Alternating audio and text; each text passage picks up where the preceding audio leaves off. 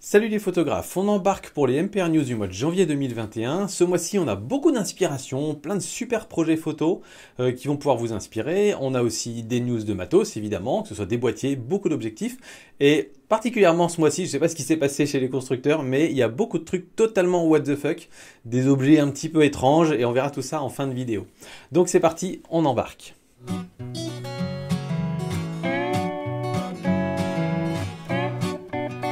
Alors, on va commencer tranquillement avec le sponsor de cette vidéo qui n'est autre que Asus. Vous avez sûrement vu passer sur la chaîne la vidéo où j'ai testé un écran Asus pour photographe qui était vraiment excellent. Et bien dans cette vidéo, je vous présente un autre écran Asus qui peut tout aussi vous intéresser.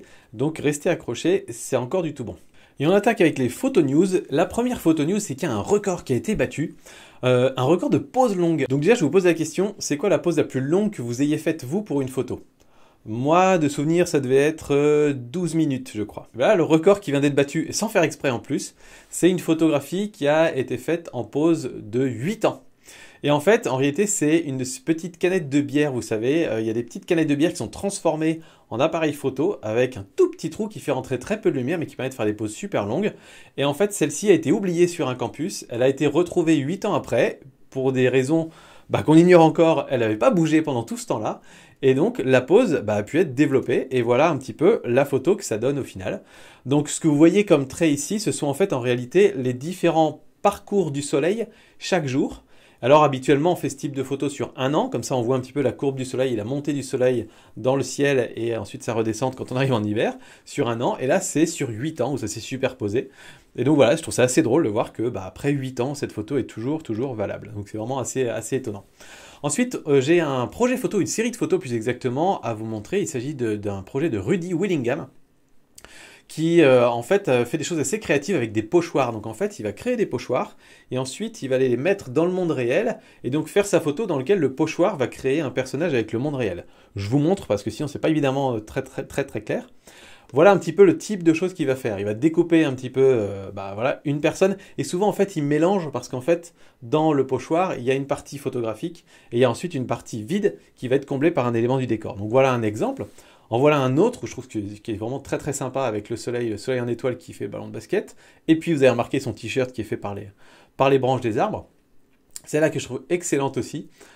Très créative avec un drapeau américain et un autre avec un drapeau américain que je trouve assez cool aussi. Voilà, des petites idées, c'est des petits trucs tout simples comme ça, mais qui, bien mis en œuvre, peuvent donner vraiment des projets photos assez sympas.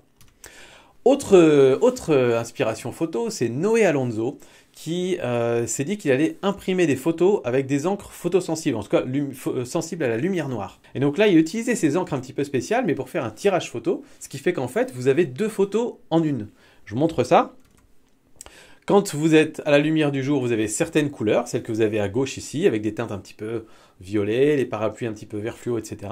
Et dès qu'on passe en lumière noire, on a d'autres lumières qui s'affichent et la photo a l'air complètement différente. Et je trouve que c'est un projet photo aussi, là plutôt basé sur la technique d'impression, qui est assez intéressant. Encore un autre projet photo, c'est Benoît Laprey, qui cette fois-ci s'est amusé à Paris à incruster des personnages de la pop culture à la place des statues parisiennes. On a beaucoup de statues qui sont en fait en gros les personnages de la pop culture de la Renaissance, du Moyen-Âge et de l'Antiquité généralement. Là il s'est dit pourquoi pas mettre des personnages de la pop culture actuelle. Et voilà un petit peu le genre de choses que ça fait. On a par exemple des Stormtroopers sur la place de la non, je vais dire la place de la Concorde, mais si, c'est ça, l'esplanade de la Concorde, l'esplanade des Champs-Élysées, l'esplanade je sais plus, je suis nul en Paris. Vous avez aussi Batman qui regarde la scène, là je pense que c'est au bout de l'île de la Cité, mais peut-être les Parisiens vont venir me taper sur les doigts. Vous avez aussi Gandalf qui est placé en plein milieu, et c'est vachement bien incrusté, et c'est vachement bien fichu, et je trouve que ce serait plutôt badass d'avoir des statues comme ça dans nos villes aussi, donc pourquoi pas. Un autre projet qui est cette fois-ci qui a été fait par Catherine Panebianco, qui est un projet photo qui est en mémoire de son père. En fait, son père est décédé. Elle a été ressortir toutes les diapositives des photographies que son père avait fait. Elle se souvenait un petit peu, elle avait le souvenir des soirées diapos qui se faisaient à Noël dans sa famille. Et elle s'est dit, tiens, j'ai envie de réintégrer les diaporamas, les diapositives de mon père dans les paysages dans lesquels il prenait ses photos. Et donc en fait, ça lui permis, elle en tout cas, de recréer un peu une connexion avec son père, de revivre des moments et retourner dans des lieux où lui est allé et qu'il a photographié, donc qui étaient des lieux importants pour lui. Et donc voilà un petit peu le genre de photo que ça peut faire, pour vous donner un petit peu une idée. Elle s'est remise sur un bateau, a été se mettre exactement au même endroit, et elle met la diapo exactement à l'endroit où la photo a été prise, parfois 30 ans auparavant. Et je trouve que c'est vraiment une idée super intéressante, parce que ça véhicule aussi un côté émotionnel, surtout quand on connaît l'histoire à côté de ces photos, que je trouve vraiment très touchant. Et ça a même été jusqu'à trouver le chien qui allait avoir les mêmes couleurs, etc. Je pense pas que ce soit le même chien non plus. Et voilà, je trouve que c'est des idées vraiment très très cool. Ensuite, on a les résultats d'un concours. Alors, je ne vous retranscris pas tous les concours parce qu'il y en a des centaines tous les ans, mais quand il y a des photos assez intéressantes, je vous les montre un peu parce que c'est plutôt chouette. Donc là, c'est un concours qui s'appelle le Bug Photography Award. Donc, c'est des photographies d'insectes. On va avoir beaucoup de photos de macros, évidemment, où on va tomber sur des trucs absolument hallucinants quand on voit ce qui se passe, quand on voit la tête de ces insectes qu'on n'arrive même pas nous à voir tellement ils sont petits. Je trouve ça vraiment passionnant. Et voilà par exemple le genre de photos qui ont pu ressortir de ce concours. Je ne sais pas du tout à quoi ressemble cette bête en taille réelle, mais on a l'impression qu'il y a des pieds au bout de ses antennes. C'est assez spectaculaire, j'aime beaucoup. On a aussi celle-là que je trouve magnifique. Alors bon, arachnophobe, abstenez-vous, fermez les yeux. Voilà, vous pouvez rouvrir les yeux si vous êtes arachnophobe. Celle-là est magnifique, surtout en termes de composition. C'est vraiment la répétition de ces trois éléments qui sont bien droits. Puis il y a une grâce, je trouve, dans ces insectes. Je trouve ça vraiment splendide. Et puis celle-là qui est la plus touchante, je trouve, à mes yeux, c'est de voir deux fourmis adultes, de nourrices probablement, qui s'occupent d'un tout petit bébé fourmi. Et forcément, on ne va pas s'empêcher de faire le lien à la connexion avec ce qu'on vit nous en tant qu'humains et le papa et la maman avec la fourmi. Évidemment, chez les fourmis, c'est pas pareil. C'est pas le papa et la maman, ce sont les nourrices. Mais voilà, je trouve ça vraiment super intéressant. Skyloom a sorti Luminar AI, donc AI pour Artificial Intelligence, qui est une nouvelle version un nouveau logiciel de chez eux. Il y avait Luminar 4, maintenant c'est Luminar AI. Je l'ai testé, j'ai été dans la boucle pour pouvoir le tester en avance, éventuellement faire des vidéos sponsorisées, etc. J'ai décidé de ne pas faire de vidéos sponsorisées dessus pour une raison toute simple, c'est que pour moi, alors déjà en termes de fonctionnalité d'intelligence artificielle, il y a quelques petites nouveautés, mais ça allait pas beaucoup plus loin. C'était pas une révolution par rapport à Luminar 4 qui apportait déjà plutôt pour le coup des choses très intéressantes. Pour moi, c'est plutôt une évolution. Et il y a un truc très particulier qui, moi, m'a totalement refroidi. Et c'est pour ça que, voilà, quand c'est des produits que je n'aime pas, je vous en parle pas. C'est qu'ils ont inversé la façon de travailler. Et donc, cette fois-ci, on n'est plus dans un logiciel où on amène la photo et on commence à travailler dans le choix, dans le sens qu'on préfère, en disant je vais travailler un peu mon expo, la compo, etc. Et si par moment on aimerait utiliser un peu d'intelligence artificielle, on peut. Ils ont totalement inversé, ils l'ont fait dans l'autre sens. C'est-à-dire que là on démarre avec des presets, on démarre avec de l'intelligence artificielle, et après si on veut, on peut ajuster les trucs d'intelligence artificielle qu'on a utilisés. Et si on veut, on peut aller creuser très loin pour retrouver des sliders. Mais donc pour moi, le fait d'avoir totalement retourné le processus de traitement de photos, fait qu'en fait, ça devient totalement inintéressant. À mes yeux, en tout cas. C'est pour ça que je vous en ai pas parlé. C'est qu'on est presque plus sur un système de presets. Alors, c'est des presets super évolués, évidemment. Mais vous savez que moi, c'est pas ma came, les presets. Parce que pour moi, un preset, c'est comme si on me disait « Bah tiens, ta photo, je t'ai déjà fait tous les paramètres qu'il faut. Après, si tu veux les modifier un petit peu, tu peux. » Bah non, quand je fais les réglages de ma photo, j'ai envie de faire mes réglages et de commencer de zéro. Là, c'est un petit peu la même chose. Un autre truc, d'ailleurs, la nouveauté, je trouve assez relativement intéressante, mais plutôt pour en discuter, c'est qu'il y avait le remplacement de ciel dans Luminar 4, qui est déjà a fait couler beaucoup d'encre, et là, il y a un autre truc que je trouve beaucoup, enfin pas grand monde n'en parle, mais pour moi c'est au moins aussi révolutionnaire que la révolution de ciel, et c'est probablement pire même pour le développement de la photographie, c'est un système d'intelligence artificielle sur la composition, c'est-à-dire que le système va automatiquement vous créer des compositions soi-disant flatteuses, soi-disant intéressantes. Et bah, très franchement, si on arrive à ce stade-là, moi la photo ça m'intéresse plus du tout. Si il suffit de cliquer pour refaire une composition, alors que pour moi la composition c'est même pas quasiment, c'est 100% du plaisir de la photo, avec 90% du plaisir de faire de la photo, c'est de trouver ma composition, c'est là-dedans que je mets le plus de moi. Du coup, si ça se fait en un clic après coup, je vois plus du tout l'intérêt. Donc voilà, je vais pas relancer de débat. Ça peut être intéressant par contre que vous, dans les commentaires, vous me disiez un petit peu ce que vous en pensez. Il y a probablement des photographes, certains types de photographes pour qui la composition n'est pas du tout l'élément central et qui aimeraient bien avoir de l'aide là-dedans. Mais voilà, pour mon cas, je sais que c'est tellement là-dedans que je m'exprime que je n'ai pas du tout envie, j'ai pas du tout envie qu'un logiciel fasse ça à ma place. Vous avez ensuite Google qui lui aussi est en train d'entraîner ses intelligences artificielles pourquoi donc pour Google Photos qui est en fait le service en cloud de gestion des photos qui à la fois permet de stocker mais qui permet aussi de trier, de sélectionner, de retoucher les photos. Et donc Google sur ses derniers smartphones a intégré un système qui s'appelle Portrait AI ou un truc comme ça. Et le principe c'est pas forcément seulement de flouter l'arrière-plan mais aussi de rééclairer le portrait. C'est pas portrait exactement, ça va être light, portrait light, un truc comme ça. Et donc de rééclairer le portrait, mais de façon totalement naturelle. Et donc pour faire ça, le problème c'est que on a besoin d'avoir des tonnes d'exemples pour entraîner l'intelligence artificielle.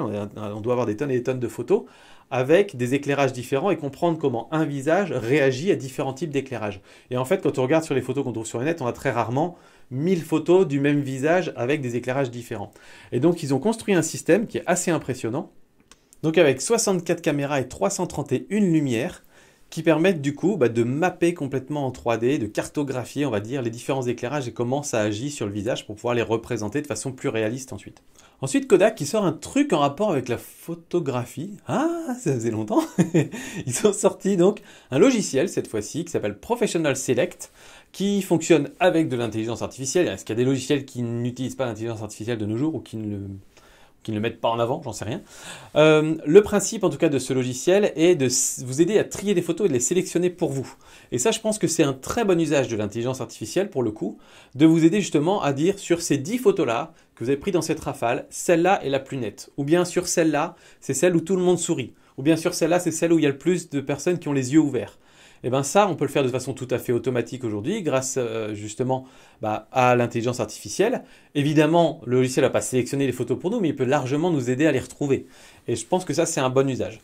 Donc c'est surtout un gain de temps pour les photographes, surtout pour certains types d'applications de photographes, photographes de mariage, photographes d'événements, photographes de groupe, etc. C'est un système qui est proposé à 30 $ par mois ou 300 $ par an et il y a une proposition de démo pendant 30 jours.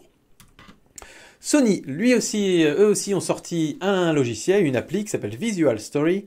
C'est une appli pour photographes de mariage, ça marche dans le cloud, donc on upload j'imagine qu'on upload ses photos. Ça fait le tri, ça fait un système de galerie aussi par intelligence artificielle, donc c'est-à-dire que là pour le coup, ça fait un petit peu la même chose, ça va trier en gros par type de personne, donc vous allez mettre toutes vos photos et vous allez avoir un dossier avec, tiens, toutes les personnes avec ce visage-là, ce visage-là, ce visage-là, vous allez les avoir automatiquement dans les dossiers. Ça peut même trier les photos par moment. C'est dédié spécifiquement pour les photographes de mariage. Et donc, ça va automatiquement vous dire, tiens, ça c'est la cérémonie des alliances, ça c'était à la mairie, ça c'était la danse, ça c'était le buffet, etc. Ça va vous classer un petit peu par moment. Donc ça, c'est assez intéressant, si ça marche bien en tout cas. Et c'est un logiciel ou une appli, en tout cas, qui est gratuite pour iOS. Donc tous ceux qui sont chez Apple, pour les derniers boîtiers Sony, moi pour mon boîtier ça marche pas, mais pour les tout derniers ça fonctionne et ils sont en train de développer l'appli pour Android, donc c'est plutôt cool. Et voilà un peu à quoi ça ressemble. Les drones, petite news drone, il y a des nouvelles réglementations de l'Union européenne qui entrent en vigueur au 1er janvier 2021, donc ils sont déjà en vigueur. Alors, je vais pas vous faire le résumé ici parce que c'est complet et moi-même j'ai pas tout lu et j'ai pas tout compris tout de suite, mais je sais qu'il y a des contraintes qui sont relativement importantes, donc c'est pour ça que je vous en parle. Déjà, il y a certaines catégories de drones qui devront passer un test, un examen en ligne. Il y a d'autres catégories, alors si je dis pas de bêtises, je crois que c'est tous ceux qui ont un drone de plus de 250... Je vais pas vous dire parce que, en gros, il y a une catégorie des drones de moins de 250 grammes qui sont les tout derniers Mavic Mini, les tout petits drones qui auront le moins de restrictions. Il y a tous ceux entre 250 et 800 grammes, donc avec les Mavic Pro, etc., qui, eux, vont avoir des restrictions nouvelles, et notamment un système d'identification. Alors, je ne sais pas quelle forme ça a, est-ce que c'est un autocollant, est-ce que c'est un petit beeper, est-ce que c'est un truc comme ça, mais il va falloir qu'on ait un système d'identification sur notre drone pour que les systèmes de police, par exemple, puissent, à distance, avec des jumelles par exemple, identifier notre drone, savoir à qui il appartient, etc. Et donc ça c'est un système qu'il va falloir acheter, il va falloir s'enregistrer quelque part, donc ça va complexifier un petit peu les choses. Ça devient de plus en plus compliqué de pouvoir faire voler des drones. Il y aura a priori une période de transition jusqu'en décembre 2022, pendant laquelle il y aura des tolérances. Je vous dis pas tout parce que je peux pas le résumer, je vous invite si vous avez un drone et si ça vous intéresse, à aller voir des vidéos sur YouTube de personnes qui parlent de drones et qui seront beaucoup plus complets que moi là-dessus. Canon a commencé à proposer à la vente ses capteurs donc c'est les capteurs pour applications industrielles, donc des capteurs d'imagerie. Ce qui est assez intéressant, c'est que c'est exactement comme ça que Sony a commencé il y a quelques années à proposer ces capteurs pour les applications industrielles, avant ensuite de passer à la vente à donc d'autres entreprises sur le milieu de la photo. Aujourd'hui, vous savez qu'il y a beaucoup de boîtiers photo qui sont équipés de capteurs Sony, beaucoup de smartphones qui sont équipés de capteurs Sony aussi. C'est une très grosse part c'est une part importante des revenus de chez Sony. Et Canon a toujours développé ses propres capteurs, mais il les a toujours gardés en interne. Et là, il commence à s'ouvrir à les vendre à d'autres entreprises pour les applications industrielles. Donc est-ce qu'on arrivera peut-être à un moment où on pourra avoir des capteurs Canon sur un boîtier Nikon par exemple? Pourquoi pas? Une dernière chose que je trouve intéressante, notamment pour ceux d'entre vous qui sont professionnels ou qui veulent se lancer cette année. Alors cette année déjà, il faut vous dire qu'il est possible, je ne vais pas jouer les devins, mais que si cette année on a un été un petit peu plus tranquille que l'été dernier, j'ai envie de dire, qu'on se retrouve avec beaucoup de mariages, en tout cas cette année et peut-être l'année prochaine, puisqu'il y a beaucoup de mariages qui se sont annulés l'année dernière. Et pour le coup, il y a certains types de shooting où quand c'est annulé, on n'y revient pas. Autant un mariage, quand on l'annule en général, on le déplace ou on le reporte. Pas tous, mais une majorité. Et donc on va se retrouver petit à petit à avoir un marché probablement assez densifié avec beaucoup de demandes de photographes. Donc c'est peut-être une bonne année pour se lancer cette année ou l'année prochaine. Mais bref, c'est pas de ça que je vais vous parler. C'est que au Royaume-Uni, il y a un site web ou une revue, je ne sais pas, qui a fait une étude un gros sondage auprès de plein de photographes professionnels pour justement essayer de déterminer les tendances de la photographie professionnelle. Ça vaut pour le Royaume-Uni. A priori, ils avaient une source quand même assez ciblée dans la mesure où, par exemple, la moyenne de revenus de leurs photographes est de 42 000 pounds par an, donc à peu près du 50 000 euros par an. C'est sûr que c'est pas la moyenne des photographes dans le monde, en tout cas des personnes qui essaient de vivre de la photo, donc ils ont déjà, on va dire, ils sont sur un haut du panier, j'ai envie de dire.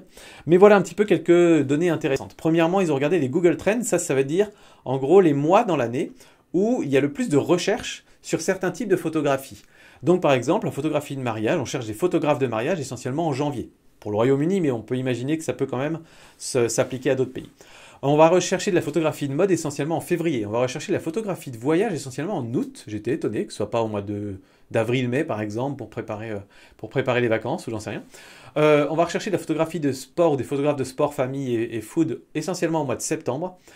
Photographie de paysage et animalier, c'est essentiellement au mois d'octobre, et photographie de portrait plutôt au mois de décembre. Donc je trouve ça assez intéressant, notamment pour vous autres qui êtes dans l'une ou l'autre de ces catégories, de savoir qu'à cette période-là, ça peut être éventuellement plus intéressant de faire un effort supplémentaire, soit pour essayer d'acheter des espaces publicitaires ou communiquer un peu plus, faire plus d'articles sur vos blogs, etc. Ça peut être peut-être un bon moyen de ramener un petit peu plus de business. Et donc ici, voilà un petit peu le résultat de leur étude. Ce sont les niches photographiques majoritaires. Donc vous avez en violet ici le volume de recherche. Donc on voit par exemple que les recherches dans les réseaux, pas n'importe quoi, les recherches sur les moteurs de recherche pour tout ce qui est photographie de mariage, de portrait et de paysage arrivent à peu près à égalité, mais sont beaucoup plus recherchés qu'ensuite tout ce qui est food, tout ce qui est photographie alimentaire, j'ai envie de dire. Ensuite, vous avez fashion qui arrive, et ensuite vous avez travel, donc fashion c'est mode, travel c'est voyage, et très très loin de ça, on a photographie de sport, de famille et d'animalier. Mais ça vous donne un petit peu une idée des proportions. Et c'est pour ça aussi que quand on a beaucoup de personnes qui nous disent, tiens, la photo de mariage c'est quand même pas mal pour se lancer, c'est que, oui, c'est très recherché, et ça paye plutôt bien par rapport à d'autres types de photographies. On y arrive juste après à la partie paye. Je veux quand même faire noter quelque chose dans votre esprit, c'est que ici, il s'agit uniquement du nombre de requêtes, du nombre de recherches qui sont effectuées. Mais quand on a une requête photographe de mariage ou photographie de mariage, 9 fois sur 10, c'est parce qu'on cherche un photographe de mariage pour l'embaucher. Quand on fait une requête photographie de paysage ou photographe de paysage, j'ai envie de dire 9 fois sur 10, c'est parce qu'on veut voir des photos de paysage, mais on ne veut pas embaucher un photographe de paysage. Donc c'est pas parce qu'il y a beaucoup de recherches qu'il y a beaucoup de boulot. Donc il faut bien garder ça en tête. Et photo de portrait, à mon avis, c'est un petit peu la moitié-moitié. Il doit y avoir la moitié des gens qui sont intéressés par développer leur capacité, leurs compétences de photographie de portrait, qui cherchent des exemples, des inspirations. Et puis il y a aussi des gens qui cherchent un photographe de portrait. Voilà. Donc ayez ça un petit peu en tête. Mais par exemple, aujourd'hui, je pense qu'il y a quand même beaucoup plus d'opportunités de boulot et de contrats dans la photographie food, pour tout ce qui est restaurant, tout ce qui est marque, publicité, etc., que dans la photographie de paysage, par exemple. Et là, ici, ce sont donc les niches qui payent le mieux, on va dire, les niches photographiques qui payent le mieux en jours de contrat. Vous voyez ici que la photo de mariage arrive en premier avec en moyenne 600 pounds par jour. Vous avez ensuite paysage et voyage. Donc là, ici, pour le coup, on est sur des photographes professionnels qui ont été interrogés. Donc c'est vraiment dans le cadre de contrats professionnels. Ça ne dit pas s'il y a beaucoup de contrats. Ça dit si vous arrivez à avoir un contrat, voilà en moyenne ce qui est demandé par les photographes qui ont été interrogés dans le cadre de cette étude. Donc, mariage en premier, ensuite voyage, paysage qui va un petit peu ensemble, ensuite food, mode, sport, tout ça qui va un petit peu ensemble, et les moins bien rémunérés généralement, c'est portrait, famille et animalier. Voilà un petit peu, ça vous donne un petit peu des idées, j'espère que ça vous donne des petites pistes pour votre entreprise. On passe aux news MPR, on a pas mal de petites news MPR, et on va commencer par le nouvel écran Asus dont j'ai envie de vous parler aujourd'hui et qui aussi fait l'objet du sponsoring. Donc déjà, merci Asus de soutenir ces MPR News parce que grâce à vous, on peut avoir des MPR News ce mois-ci, sinon il n'y en aurait pas eu. Donc il s'agit de l'écran ProArt, donc la même gamme que l'écran que j'ai testé sur ma chaîne et cette fois-ci il s'appelle PA279CV. Je ne vais pas vous expliquer ce que disent toutes les lettres. Tout ce qu'on sait, c'est que si ça commence par 27, c'est que c'est un 27 pouces. PA, c'est pour ProArt. Et en fait, ce qu'il faut retenir, c'est que c'est la nouvelle version de l'écran que je vous ai présenté, sachant que cette fois-ci, il est en 4K. Donc c'est vraiment le même type d'écran. La dalle, évidemment, n'est pas la même, mais c'est une dalle 4K, donc avec une meilleure résolution. Comme je vous ai expliqué dans la dernière vidéo, les dalles que j'appelle 2K, qui sont WQHD, pour un 27 pouces, sont parfaites pour une vision à distance normale. Mais comme je vous disais aussi, moi j'aime bien les dalles 4K parce que je fais la photographie de paysage et quand je retouche mes photos ou quand je les regarde, j'aime bien me rapprocher, me plonger dans les photos. Je vais me remettre comme ça pour vous montrer, mais j'aime bien me rapprocher de l'écran et parcourir, regarder les détails, travailler dans ce coin-là, travailler dans ce coin-là. Et pour ça, un écran 4K a un vrai avantage. Donc ça dépend vraiment de votre utilisation, du type de photo que vous faites. Si vous retouchez vos photos, par exemple, en préférant avoir l'ensemble de la photo en visio, préférez plutôt l'écran dont je vous avais parlé la fois dernière. Si vous préférez vous rapprocher de votre photo pour avoir plus de détails, à ce moment-là, un écran 4K sera plus indiqué. Et donc, notez que pour celui-là, ils ont corrigé le petit manque qu'il y avait dans l'autre écran, c'est-à-dire qu'ils ont rajouté un port USB-C, donc c'est toujours bon à prendre. Et surtout, en termes de prix, il n'est pas déconnant parce que c'est un nouveau produit qui est sorti tout récemment et qui coûte 500 €.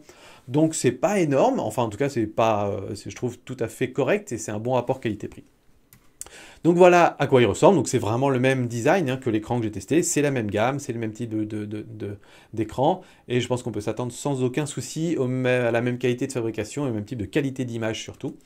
Sachant qu'il est pré-calibré en usine, qu'il a un delta E inférieur à 2, donc comme encore une fois, une dérive colorimétrique très faible, considérée comme quasiment indétectable, alors évidemment c'est un delta E global, qu'il est pivotant, qu'il a une dalle IPS, évidemment, 100% sRGB. Donc je vous dis, il a vraiment la même fiche technique que celui que j'ai déjà testé, qui coche vraiment toutes les cases pour les photographes, donc c'est plutôt cool. Et puis voilà le dos, parce qu'on ne montre pas souvent le dos des écrans, je trouve. Donc il est un petit peu brossé, etc. Et on voit un petit peu toutes les connectiques qu'il y a là. Il y a toute la connectique qu'il faut, mais voilà, notez qu'on a un USB-C en plus cette fois-ci. Voilà une dernière fois. Ensuite, autre news, sur les quarts d'heure photo, vous avez été nombreux à me dire sur les derniers quarts d'heure photo, pas le dernier mais les précédents, qu'il y avait énormément de pubs. Et c'est vrai que là, en mois de novembre-décembre, YouTube a commencé à blinder les pubs. Pour vous expliquer rapidement comment ça marche, quand on sort une vidéo, nous, on peut dire où on est d'accord pour que les pubs apparaissent. Moi, par défaut, je laisse YouTube faire. Et par défaut, YouTube met généralement une pub avant la vidéo et peut intégrer des pubs à l'intérieur de la vidéo.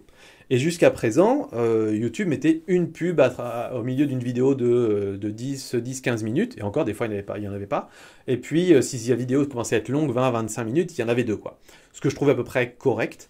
Et là, ils ont commencé à en blinder, à en mettre plein, à tel point que parfois il y en avait 7, 8, 9 dans un quart d'heure photo qui pouvait durer 17, 18 ou 20 minutes, quoi. Et c'est juste pas possible en fait. Pour vous donner aussi une autre idée, j'avais fait un live sur mon autre chaîne du coin des youtubeurs, un live qui durait 1h10 et il y avait 19 pauses pub à l'intérieur, ou 17 ou 18, mais un nombre hallucinant. Donc voilà. Donc ça veut dire que nous maintenant, on est obligé d'intervenir et de dire, alors là, je ne veux plus qu'il y ait autant de pubs dans mes vidéos, on est obligé de les enlever, soit les enlever manuellement, etc. Donc moi j'ai décidé que pour les quarts d'heure photo, dans la mesure où c'est vraiment une expérience que je veux la plus immersive possible, j'allais juste laisser la pub avant la vidéo et toutes celles qu'il y a pendant les vidéos, je les supprime. Tant pis, je gagnerai moins de sous avec les quarts d'heure photo, mais je préfère que vous ayez une bonne expérience de visionnage plutôt que vous soyez en plein dedans en train de regarder la photo et d'un seul coup, bim, tu veux pas acheter, je sais pas quoi. Non, c'est juste pas possible. Moi, c'est pas ce que je veux faire. Voilà. Ensuite, voyage photo. On a, enfin vous le savez, je vous en avais parlé il y a longtemps, j'organise un stage rando aventure raquette photo dans le Haut-Jura. Là, on a des couches de neige absolument dingues. C'est une très bonne année cette année. Il y a plein de neige dans le Haut-Jura. Et donc, on organise ça là, à la fin du mois, du 22 au 26 janvier. On va être vraiment, on va aller se mettre dans un refuge, une auberge, et on va aller marcher en raquette dans la neige, on va aller faire des photos là-bas, ça va être vraiment magnifique. Et je vous en ai pas parlé beaucoup, je n'en ai même pas parlé dans les dernières MPR News, parce qu'en fait, quand on a mis le programme en ligne, il s'est très vite rempli, ça fait un mois et demi qu'il est plein, qu'il n'y avait plus de place. Et là, l'agence a décidé de doubler le groupe en fait. Et donc, il y aura un deuxième photographe qui sera présent pour vous accompagner. C'est Laurent, donc Laurent qui est le gérant de voyagephoto.com. Et donc, on a ouvert pour un deuxième groupe. Et il y a déjà 4 places qui sont parties. Donc, il n'en reste plus que 2. Donc, si jamais ça vous intéresse, allez-y rapidement. Allez sur voyagephoto.com. Je vous mets le lien dans la description pour aller voir ce stage qui se déroule à la fin du mois. Et évidemment, on fera tout ce qu'il faut pour être Covid compliant, pour faire en sorte qu'il n'y ait pas de soucis sanitaires. Et voyagephoto.com a aussi sorti au mois de décembre une sorte de mini-formation. Je dis une sorte de mini-formation parce que c'est pas une formation type on est dans un bureau et puis on va vous apprendre la composition, etc. Non, non, c'est plutôt, en fait, l'idée c'était de vous emmener dans un voyage photo alors qu'à un moment vous ne pouviez pas voyager à cause du Covid et tout ce qu'on sait. Et donc en fait ils ont appelé ça expérience photo. L'idée c'est d'avoir des photographes de l'agence qui partent ensemble tourner leur prise de vue dans la nature. Et donc là, ils étaient 4. J'aurais dû faire partie du voyage normalement. Malheureusement, pour des raisons familiales liées au Covid, j'ai pas pu participer. Mais donc voilà, vous avez 4 photographes de paysage qui sont allés faire un voyage photo. Et vous avez donc 4 approches différentes sur chaque spot, sur chaque prise de vue. Vous avez aussi toutes les retouches photos et ils ont sorti ça. C'est un programme qui est payant normalement à 199 € et je vous ai négocié un code promo et donc du coup vous pouvez l'avoir à 99 €. Donc voilà un petit peu le programme pour vous donner un petit peu une idée. Le genre de photos aussi qu'on peut avoir. Vous avez 4 super photographes de paysage, dont Michael Arzur que vous avez découvert dans le quart d'heure photo aux écrins. Vous avez aussi Laurent, du coup, le gérant de l'agence, et puis Harry et Mathieu qui sont aussi super sympas et surtout très bons photographes. Donc voilà, si ça vous intéresse comme petite formation, allez-y, c'est plutôt cool. Juste avant de passer aux nouveautés matérielles de ces derniers mois, il y a DeskView qui m'a envoyé un petit écran comme ça. Alors vous, ça va pas vous dire grand-chose, mais moi, en background pour tourner mes vidéos, c'est juste génial. Pourquoi? Parce qu'en fait, je viens le mettre sur la griffe de mon appareil photo et je viens le relier directement à la sortie vidéo et ça me permet d'avoir mon retour vidéo en très grand. Ça me permet, il est tactile, donc je peux zoomer, etc. J'ai l'histogramme qui s'affiche directement. En gros, c'est un petit écran, un petit moniteur 5 pouces et demi, c'est Full HD, ça marche en HDMI. Ça me permet aussi de faire le monitoring de l'audio si jamais sur votre boîtier vous n'aviez pas de sortie audio par exemple. Ça peut marcher sur batterie ou secteur. J'ai même une petite casquette à mettre dessus pour éviter les reflets. Enfin voilà, il y a tout ce qu'il faut et c'est vraiment plutôt cool. En tout cas pour moi, ça me permet d'avoir un retour sur un boîtier où j'ai pas d'écran qui peut se retourner complètement. Donc quand on se filme, c'est vraiment très pratique. Donc moi ça me fait du bien. En gros, pour vous dire, c'est pas quelque chose qui peut être utile aux photographes. Par contre aux vidéastes, ça peut l'être. Il coûte moins de 250 € sur Amazon. Comme d'habitude, je vous mets tous les liens en description pour ceux que ça intéresse. On passe aux news matos avec tout d'abord un nouveau Pentax, le Pentax K3 version 3. Qui est annoncé pour sortir fin février. Donc c'est un réflexe 26 mégapixels avec une rafale à 12 images par seconde, un autofocus qui a été amélioré. On ne sait pas encore trop au niveau de la vidéo ou si ce sera stabilisé, quelles sont les caractéristiques, parce qu'on n'a pas encore toutes les infos là-dessus. Par contre, ils nous promettent un nouveau capteur avec une qualité d'image a priori améliorée et ça devrait sortir fin février 2021. Donc si ça vous intéresse, restez branchés. Voilà un petit peu à quoi ressemblera la bête. Canon, attention, c'est une rumeur. Canon sortirait un boîtier APS-C en gamme EOS R, donc en monture R, en 2021. Ce que ça veut dire, si effectivement ça se concrétise, c'est que probablement que la gamme EOS M, ce serait complètement fini. Parce que je vois mal Canon dire on a nos réflexes, qu'on laisse un peu de côté pour l'instant, on a la gamme EOS R plein format et on sort des EOS R APS-C. Et on continuerait à faire une autre gamme mirrorless EOS M, je vois pas trop l'intérêt. Donc probablement que l'EOS M, ça se fasse s'arrêter maintenant. Mon conseil est donc plutôt de ne pas investir dans du EOS M en 2021, à moins que vous sachiez exactement ce qu'il vous faut et que vous ayez dans la gamme d'objectifs existants de l'EOS M exactement les objectifs qu'il vous faut. Ça reste des super boîtiers, ils marchent très bien, mais vous sachez que vous serez limité en développement futur. Panasonic a annoncé une mise à jour pour ses pilotes de ses boîtiers de gamme S avec une amélioration de l'autofocus. On sait que c'est un des gros soucis de chez Panasonic. Donc un meilleur autofocus, notamment en vidéo. Est-ce qu'il arrive au niveau des autres? Ça, c'est encore une autre question. Fuji annonce aussi une mise à jour de ses pilotes du X-T3. Oui, je ne me suis pas trompé, pas du X-T4, du X-T3. Donc Fuji continue de faire des mises à jour d'anciens boîtiers pour proposer des nouvelles fonctionnalités. C'est juste génial, quoi. Ça augmente la vitesse de l'autofocus aussi. Ça amène un autofocus qui arrive à peu près maintenant au niveau du X-T4, selon ce que dit Fuji. Donc franchement, bravo, c'est cool. Il montre que c'est faisable de continuer à faire des mises à jour assez facilement, même sur des anciens boîtiers. Et en faisant ça, je trouve, ils envoient un message qui dit, bah voilà, n'achetez pas forcément toujours notre dernier boîtier.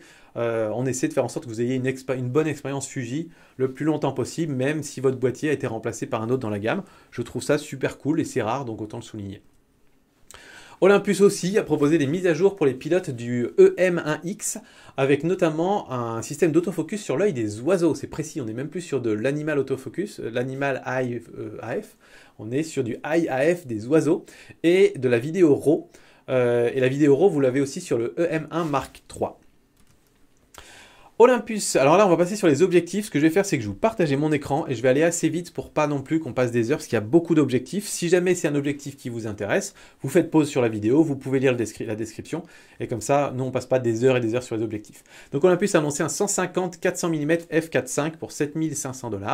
Voilà à quoi il ressemble.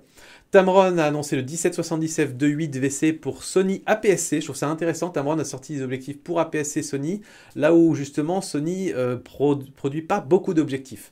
Donc c'est plutôt intéressant qu'enfin on ait des constructeurs tiers qui fassent des bons objectifs, autofocus, etc. Pour les APS-C Sony, ça peut commencer à rendre cette gamme intéressante, 900 €. Voilà la bête. Viltrox a annoncé le 33 mm f1.4 et 56 f1.4. Voilà un petit peu le type de bokeh que ça peut faire. Viltrox a annoncé le 85 f1.8 STM pour Nikon Z. 300 $ seulement. Pour un 85 1.8. Et ici, il y a quelque chose d'un petit peu intéressant, c'est qu'a priori, Viltrox serait les premiers à proposer, en dehors de Nikon évidemment, un objectif avec autofocus sur la monture Z. Donc ça, c'est vraiment intéressant. Ce seraient les premiers à avoir réussi à, on va dire, à rétro-engineerer, à faire le rétro-engineering de l'autofocus. Sigma sort 3 focales fixes en monture Sony Sigma, monture L, 35 f2, 65 f2, 24 f3.5. Vous avez les prix et vous avez leur petite tête. Voilà. Laowa a sorti le 15 mm f4.5 0 distorsion à décentrement pour redresser les perspectives, donc idéal pour les photos d'architecture, d'immobilier, les panoramas, etc. dans plein de montures différents. 1200 $ quand même, a priori disponible depuis fin novembre pour les réflexes et en février pour les mirrorless. Et pour les photographes d'architecture, ça peut être vraiment, vraiment intéressant. Panasonic a annoncé le Lumix S85 mm f1.8, que voilà. Tokina le 23 f1.4 et le 33 f1.4 en monture Fuji notamment. Ça c'est toujours bien aussi quand les constructeurs tiers s'attaquent à Fuji parce que Fuji pendant longtemps on n'a eu que des objectifs Fuji. Les voilà. Le 1735 f4 toujours chez Tokina mais cette fois-ci pour les montures Canon F et Nikon EF. Que voilà. Venus Optics a annoncé le 10 mm f2 0 distorsion, tout manuel, 400 $. Que voilà. Nissi, c'est la première fois que je vois un objectif de chez Nissi et quand vous allez sur le site de Nissi France, vous voyez une nouvelle catégorie qui dit objectif. Donc ça veut dire qu'ils vont probablement en faire plusieurs, c'est même écrit au pluriel. Donc a priori, ils se lancent dans les objectifs. C'est un 15 mm f4 pour plein de montures différentes avec un diaphragme 10 lamelles qui est optimisé pour faire, vous savez, les soleils en étoiles, les Sunstar. Focus manuel. Et je note quand même qu'en termes de prix, il est proposé à 480 € en France et 580 $ aux États-Unis.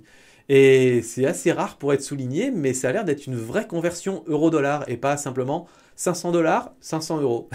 Ou en général, on se fait bien avoir. Donc c'est assez rare pour être souligné. Le voilà. TT Artisan 50 mm f1.2 APS-C à 100 $ seulement. 50 mm f1.2 100 $. Ça peut être intéressant. Après, TT Artisan ne sont pas connus pour faire les optiques les plus piquées et les plus qualitatives. Voigtlander, un 29 mm f0.8 Super Nocton. 2100 € pour micro 4 tiers. Avec une lentille frontale évidemment très grosse. Meilleure Optique a sorti un Primo Plan 75 mm f1.9. Metabones, alors on arrive sur les petits accessoires, sort le Smart Expander, donc c'est un système qui permet en fait de mettre des objectifs Canon EF, donc les Canon Reflex plein format, sur des Fuji GFX, donc des boîtiers moyen format de chez Fuji. Vous gardez a priori toutes les fonctionnalités, l'autofocus, la stabilisation, etc. Il y a une multiplication de focale de 25% supplémentaire, enfin ça augmente la focale de 25% pour éviter qu'il y ait du vignettage. Mais on a aussi un mode, enfin plutôt un autre adaptateur qui fait exactement la même chose mais qui permet d'avoir, qui laisse le vignettage mais qui du coup ne fait pas la multiplication de focale. Donc par exemple un 24-70 f2.8 avec le premier, le Smart Expander, ça devient un 30-88 f3.5. Et le Smart Adapter, lui, reste 24-70 f3.5 du coup, si je dis pas de bêtises. Et voilà à quoi ça ressemble. Seven Artisan propose un 35 mm f5.6 pancake pour Leica, mais avec une petite particularité quand même, c'est qu'il est en or. Voilà. Alors j'ai noté que c'était 200 $, mais ça me paraît vraiment pas beaucoup, il faudra aller vérifier. Vous pouvez aller voir, j'ai tous les liens dans la description comme d'hab. Alors, on passe un petit peu à tout ce qui est accessoires et notamment certains trucs un petit peu what the fuck. Alors, celui-là, c'est pas le cas, mais on a donc le Myops qui est un. Donc, le Myops, c'est une marque, et vous avez ici le Flex qui est un mini boîtier déclencheur qu'on va mettre sur le boîtier, sur la griffe de notre objectif, de notre appareil photo, qu'on va relier avec un petit câble. Ça permet de prendre en photo les éclairs, ça permet de prendre des timelapses, ça permet de faire des photos HDR, ça permet de faire des photos d'objets un peu flottants dans les airs si vous voulez, c'est-à-dire bah tiens je vais lâcher un truc et au moment où en fait ça passe devant la cellule laser, tout ça déclenche avec le flash, etc. Ça permet même de faire des mises en page. Alors je vous explique, vous êtes en train de faire vos photos, vous savez que c'est une photo pour la couverture d'un magazine, vous pouvez sur votre tablette avoir l'affichage en direct de ce qui est en train de se passer sur la prise de vue, voir où vous avez votre texte, votre machin, et du coup rebouger votre cadrage pour que ça s'accorde exactement avec la mise en page de votre magazine à la fin. Un système de GPS, de pause longue, vous pouvez partager sur les réseaux, ça fait télécommande, ça fait tout, le truc, ça fait même le café. Non, je suis pas sûr pour le café. Et ça s'adapte sur les Canon, Nikon, Sony et Fuji. C'est proposé sur Kickstarter. Alors peut-être que maintenant le Kickstarter est terminé, mais vous avez toutes les infos là-bas pour 239 $. Et voilà à quoi ressemble ce petit boîtier.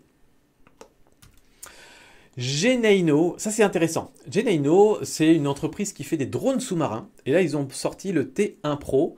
Donc c'est un drone, c'est effectivement un drone, un truc un peu téléguidé, etc. Mais qui est fait pour aller sous l'eau. Alors comme c'est compliqué d'envoyer des ondes sous l'eau, on est capable techniquement de le faire, mais vu les caractéristiques du drone, c'était plus simple pour eux de faire une liaison filaire. Donc en fait il y a un fil, mais cela dit quand on est sous l'eau c'est pas trop grave tant que le fil est assez long.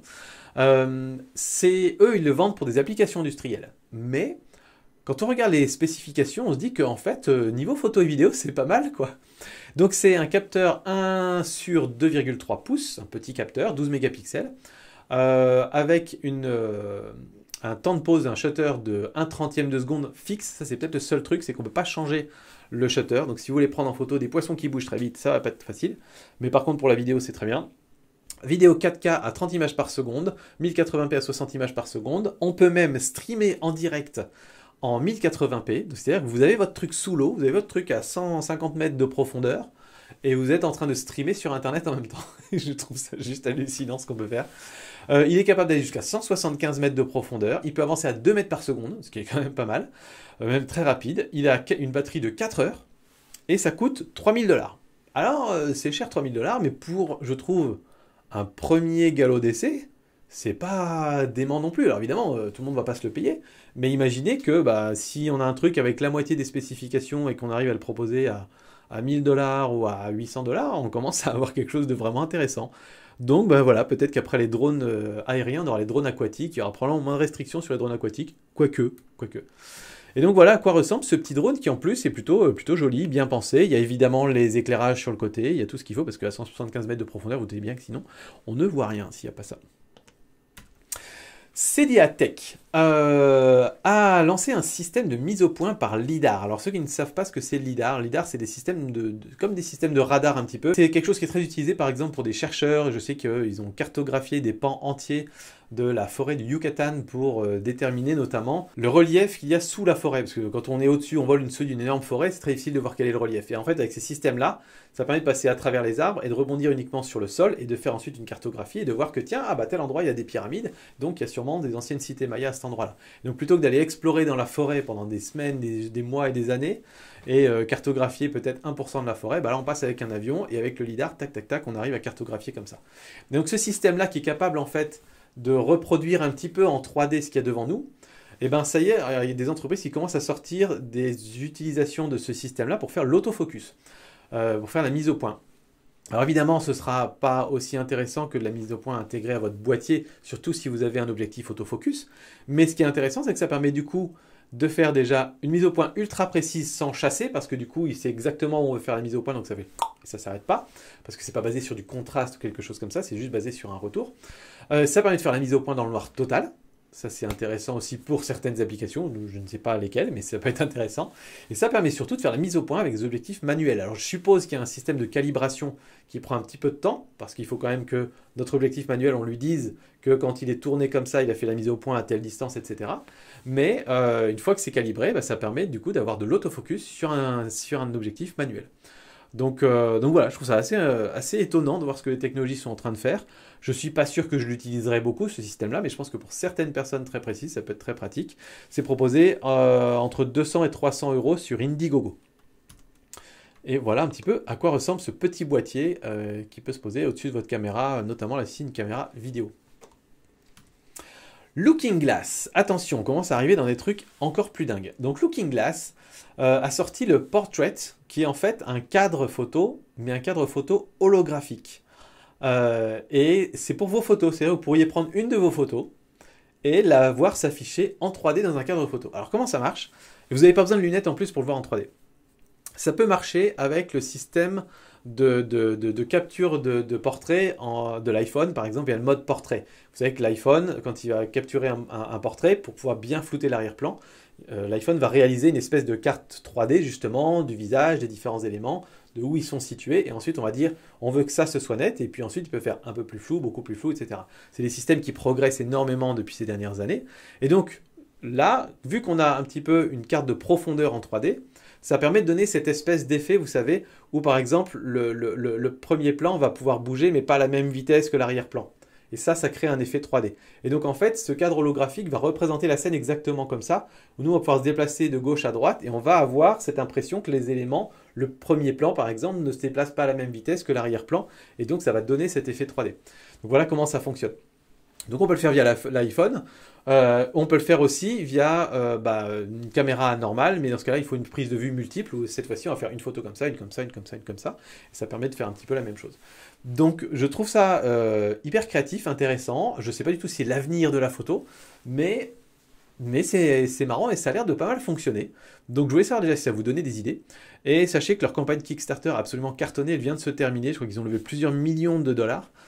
Ils le vendent à 249 $, et voilà un petit peu le genre de choses que ça peut donner. Vous voyez un petit peu l'effet 3D là? Donc c'est assez bluffant, ça fait un vrai gros effet 3D, et a priori, de ce qu'ils nous disent, en tout cas, on le voit comme ça. Donc voilà. Intéressant.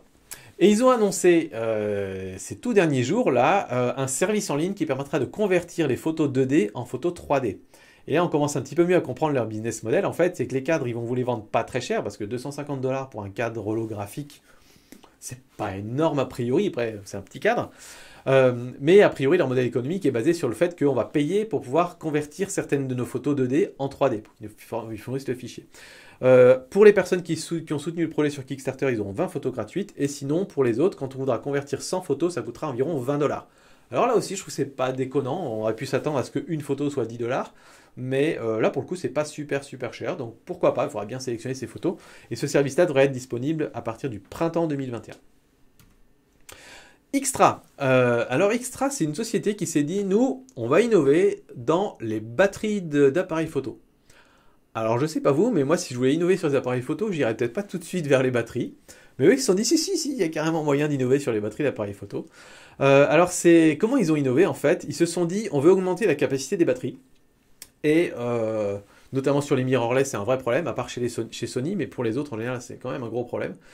Et ils se sont dit du coup, pour augmenter la capacité d'une batterie, sans avoir besoin d'un grip évidemment, parce que dès qu'on met un grip, on se retrouve avec un gros appareil photo, et on a besoin d'un petit peu plus de place. Et donc ils se sont dit, pour avoir plus de place, pour augmenter la capacité, on va faire en sorte que la batterie dépasse un peu. Évidemment, ce sera moins compact qu'un appareil photo tout seul, mais ce sera quand même vachement moins gros qu'avec un grip, quoi. Et vu que ça dépasse un peu, on peut faire plein de choses avec. Donc, par exemple, ils expliquent que ça permet de multiplier par 2 la capacité enfin, ils ont 2 fois la capacité d'une batterie Canon LPE6, en gros. Et donc, ils se sont dit, vu que ça dépasse un peu, on peut mettre une petite prise pour faire une recharge USB. On peut mettre un indicateur de charge, un petit bouton, on appuie qui nous dit, elle est encore chargée à 3 sur 4, à 2 sur 4, à 1 sur 4. Et donc, je trouve ça assez intéressant de se dire, en fait, on a une contrainte, c'est que si on veut mettre une batterie plus importante, elle va dépasser. Et après, ils se sont dit, comment on rend le truc intéressant? Vu que ça dépasse, on peut mettre des prises, on peut mettre des trucs. Ils le proposent sur Kickstarter et Indiegogo pour environ 99 $. Et donc, voilà un petit peu les boîtiers avec lesquels c'est compatible. Donc, beaucoup de boîtiers quand même, beaucoup de boîtiers différents, je trouve. Donc, c'est plutôt bien. Et voilà un petit peu pour vous donner une idée de l'encombrement que ça prend. Vous voyez qu'il y a une petite partie qui dépasse un petit peu plus, mais on est quand même vachement moins encombrant qu'un grip, quoi. Conda Strap. Alors ça, c'est une sangle de cou qui se transforme en mini trépied. Je me demande où ils ont été chercher cette idée-là. En gros, ils disent, on a un truc qu'on veut qu'il soit mou et tout doux pour justement pas blesser, et ce truc mou et tout doux, on va le transformer en truc tout dur, qui va tenir debout. Et ne me faites pas dire ce que j'ai pas dit. J'ai rien dit, d'accord. Et ne faites pas de capture de juste ce passage-là, s'il vous plaît. Donc ils proposent ça à 100 $ sur Kickstarter. Je crois que la campagne est terminée aussi, mais ils vont sûrement le vendre ailleurs. Et voilà un petit peu à quoi ça ressemble. Donc on a cette espèce de sangle. Ils ont en fait un système, je pense, de petits godets qui viennent s'encastrer les uns dans les autres. Et quand ils sont encastrés, c'est mou. Et quand on tire dessus, ça devient dur ou l'inverse. Enfin voilà, je trouve ça étonnant. À mon avis, pas vraiment utile comme truc. Mais bon, voilà, c'est toujours marrant de voir la créativité de certains ingénieurs. Et on arrive enfin aux Solar Cans, vous savez, ces petites canettes de bière dont je vous parlais. En fait, c'est quelque chose qui est fait par un paquet de photographes depuis très longtemps, de prendre juste une vraie canette de bière, faire un petit trou, et puis venir mettre un papier photosensible à l'intérieur de la canette, et refermer la canette ensuite. Et donc chez Solar Cans, eux, ils vendent ces systèmes-là, comme ça on n'a pas besoin de le fabriquer, et ils le vendent pas très très cher. Et là, cette fois-ci, ils ont décidé de sortir une série avec des teintes différentes. C'est-à-dire que vous allez avoir une teinte dominante dans votre Solar Graph, parce que le principe c'est de faire des Solar Graph, donc c'est ces fameuses photos que je vous ai montrées au début de la vidéo, où justement on voit la course du soleil, notamment sur une année, ou sur tout ce que vous voulez. Ils le vendent à 39 pounds, donc au Royaume-Uni, et ça vous donne un petit peu une idée. Voilà, là ici on a la Solar Can bleue, qui du coup va vous faire ce Solar Graph bleu. Ça peut être un gadget ou un cadeau qui peut être assez rigolo pour un photographe.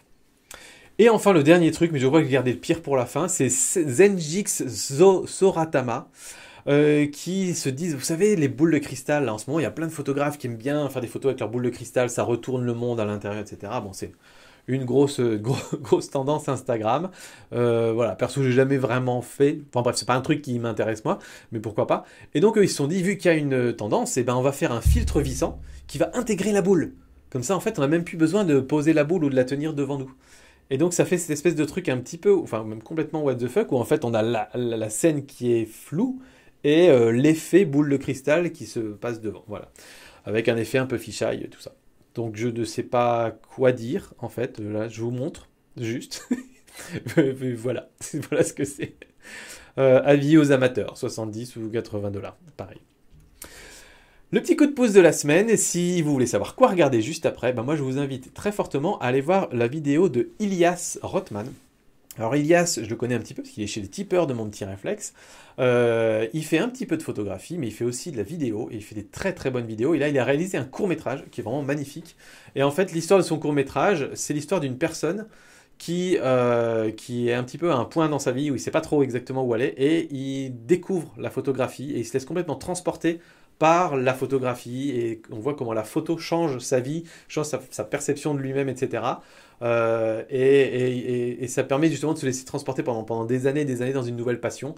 Allez vraiment voir cette vidéo. Alors je vous dis pas ça parce que à un moment il me fait un petit clin d'œil qui m'a fait extrêmement plaisir et m'a fait un petit peu même monter la larme à l'œil. Mais allez voir, c'est vraiment très très très très chouette.